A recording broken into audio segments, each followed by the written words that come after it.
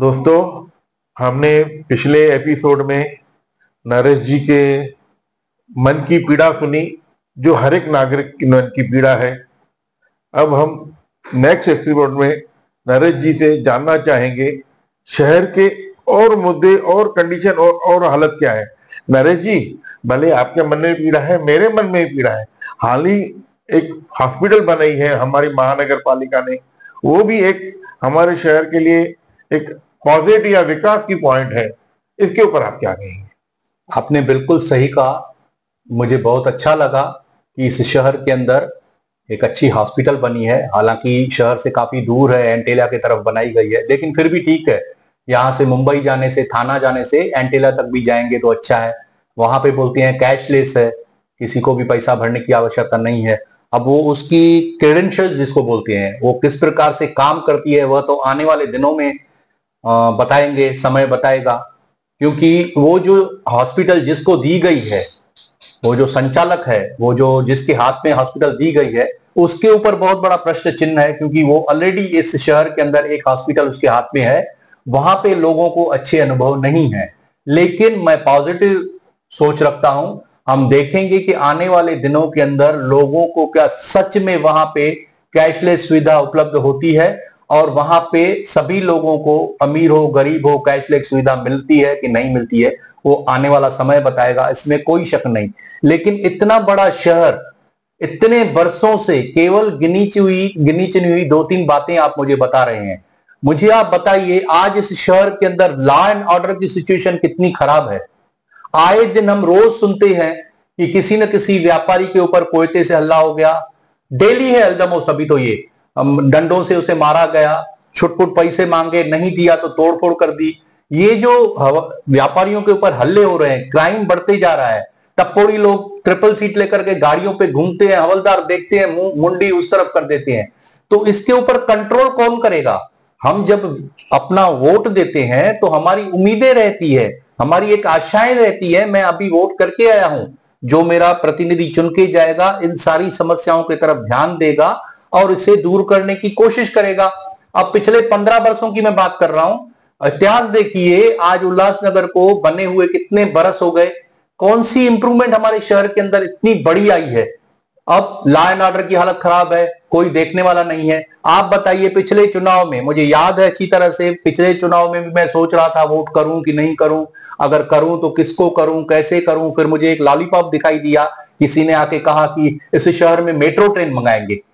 वो metro train यहां तक आएगी, उल्लासनगर तक आएगी, और उल्लासनगर को सिंधु नगर स्टेशन दिया जाएगा। कोई बड़ा नेता आया था और यहाँ पे बोल के गया, ऐसे अनाउंस करके गया। मुझे बड़े मन की खुशी हुई कि चलिए मेट्रो ट्रेन मेरे शहर तक आ रही है, तो इससे बड़ी अच्छी बात कौन सी होगी। लेकिन आज तक मेट्रो तो छोड़िए, जो टेंडर निकले हैं उसमें मैंने देखा उल्लासनगर के बारे में कुछ उल्लेख तक भी नहीं है।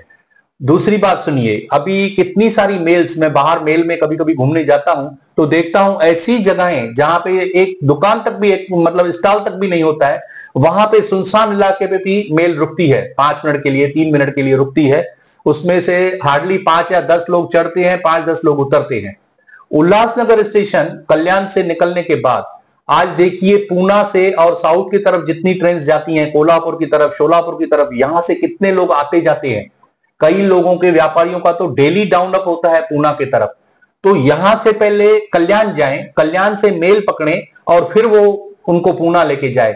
वही ट्रेन अगर उल्लास स्टेशन पे 2-3 मिनट के लिए, 5 मिनट के लिए, आने के टाइम और जाने के टाइम, दोनों टाइम पे अगर रुकती है, तो कितने लोगों को इसकी सुविधा होगी, कितनी फैमिलीज जाती हैं, उनको उतरने में, चढ़ने में आसानी होगी। यहां से जब आप कल्याण जाते हैं, पहले ही ट्रैफिक की समस्या है, बहुत सारी तकलीफें हैं, कई बार लोग रास्ते में ही रह जाते हैं, मेल वहां से निकल जाती है, ट्रेन निकल जाती है।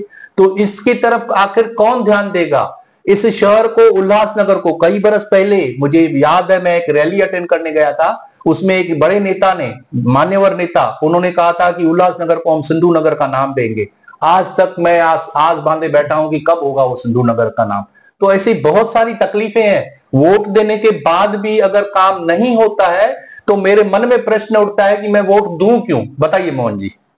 देखिए, उम्मीद पे संसार चलता है।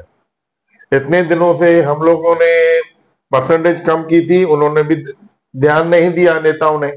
अब अगर हम मैक्सिमम हम वोट करेंगे मैं तो कहता हूँ रिकॉर्ड ब्रेकिंग वोट करेंगे, और होगी भी ये बात, क्योंकि जो शहर की पॉलिटिकल सिचुएशन है, कोई अपोजिशन ही नहीं है, सब एक ही कैंडिडेट के पीछे है, तो वोटिंग होगी, बहुत अच्छी परसेंटेज होगी, और उससे जो अभी एट प्रेजेंट जो कैंडिडेट है, बहुत वेटेज वाला कैंडिडेट है, जरूर भी जरूर हमारे शहर को ध्यान देगा, और हमारे शहर की जो मसले हैं वो दूर करेगा। बहुत छोटे छोटे बातें हैं कुछ, तो वो यहाँ पे होने चाहिए। मैं तो कहूंगा नरेश जी, जैसे देखिए हमारे ये पासपोर्ट ऑफिस डोंबिवली में एनेक्स है, यूनिवर्सिटी की, बम्बई यूनिवर्सिटी की कल्याण में एक ये अनेक्स है, तो एक आरटीओ की अनेक्स यहाँ पे खोल दो कम से कम। ये तो हमारी डिमांड पूरी करो, कुछ तो हमारे वोटर्स को, जो अभी आपको अच्छे वोट देंगे, उनकी इज्जत में उतनी हमारी डिमांड पूरी करेंगे। हाँ जी नरेश जी, आप बताइए इसके ऊपर। नहीं, आपने बहुत अच्छी पॉइंट बताई कि आरटीओ का कार्यालय भी यहाँ पे होना चाहिए। मैं यही तो बातें कह रहा हूँ, इस शहर को बहुत सारी चीजों की आवश्यकता है। 10 लाख की पॉपुलेशन है, 8 लाख की पॉपुलेशन है, हालांकि वोटर लिस्ट पे 5 या 6 लाख होंगे, 4 लाख होंगे, लेकिन वास्तविकता ये है कि 7-8 लाख 10 लाख यहाँ पे लोग हो गए हैं। गाड़ियां भी है, तो आरटीओ का कार्यालय बिल्कुल यहाँ पे होना चाहिए, लेकिन नहीं हो रहा है। तो मैं वही कह रहा हूं कि जब भी हम वोट देते हैं ना, तो ये हमारी अपेक्षाएं हो जाती है, चाहे वो म्युनिसिपल का इलेक्शन हो, चाहे वो असेंबली का चुनाव हो या लोकसभा का।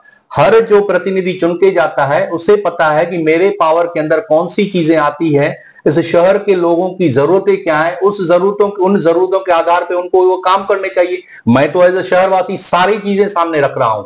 अब इसमें से कौन से एमपी काम करना चाहिए, किसको असेंबली में काम करना चाहिए, किसी को कारपोरेशन में काम करना चाहिए, यह तो उनको तय करना है, मुझे तो केवल वोट देना है। लेकिन वोट देने के बाद अभी आप जिस प्रकार से बात कर रहे थे, मुझे ऐसा लग रहा था कि आप शायद किसी एक विशेष कैंडिडेट के लिए बोल रहे हैं, उसको वेटेज दे रहे हैं, लेकिन मैं बायस नहीं रहूंगा, ये हमें रहना भी नहीं चाहिए। हम तो कहेंगे ये लोगों के ऊपर है, जिसका भी आपको काम अच्छा लगता हो या जो कैंडिडेट आपको अच्छा समझ में आए, आप उसको वोट दे सकते हैं। हम ये नहीं कह सकते हैं कि ए कैंडिडेट अच्छा है या बी कैंडिडेट अच्छा नहीं है। हमारे लिए सब अच्छे हैं, हम वोट भी दे के आएंगे, लेकिन वोट देने के बाद जो चुन के आए, जो हमारी अपेक्षा है, उस पर खरा उतरना चाहिए। आज इस शहर में Hawking and non Hawking zone अलग किया ही नहीं है।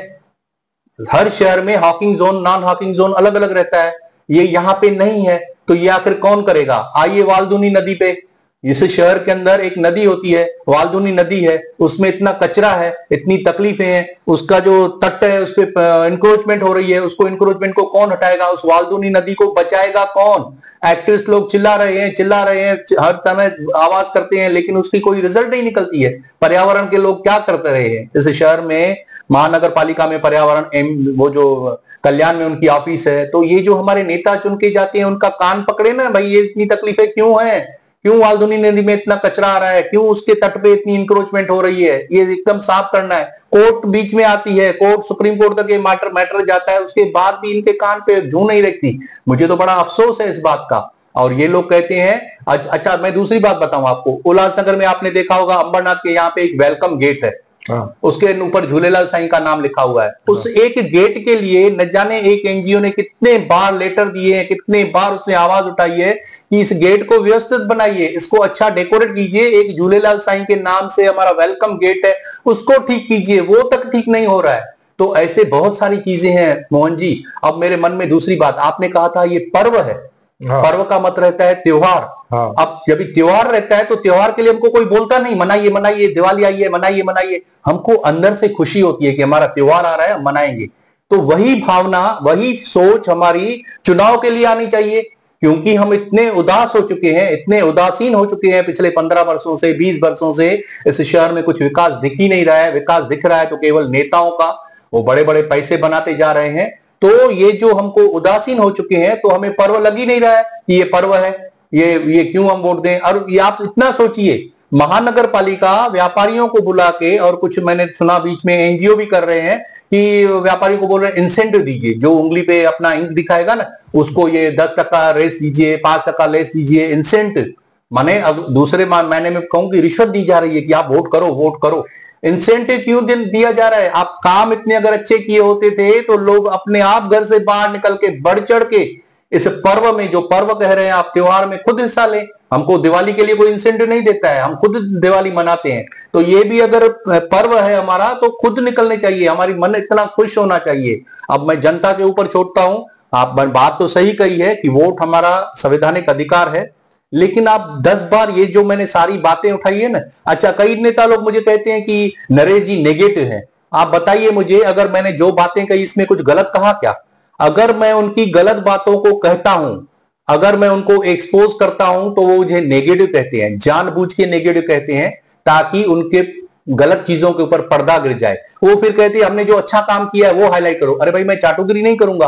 आप जब भी चुन के जाते हो तो आपसे अपेक्षा है ये सारे काम करने की। अगर उसमें से आपने 5% या 10% कर दिया तो कोई बड़ा तीर नहीं मार लिया। जो काम नहीं किए हैं उसके लिए जागरूक नागरिक होने के नाते मैं आवाज उठाता हूं। अब उसमें अगर आपको नेगेटिव लगता हूं तो क्षमा कीजिए, लेकिन मैं जनता की आवाज हूं, मैं आवाज उठाते रहूंगा।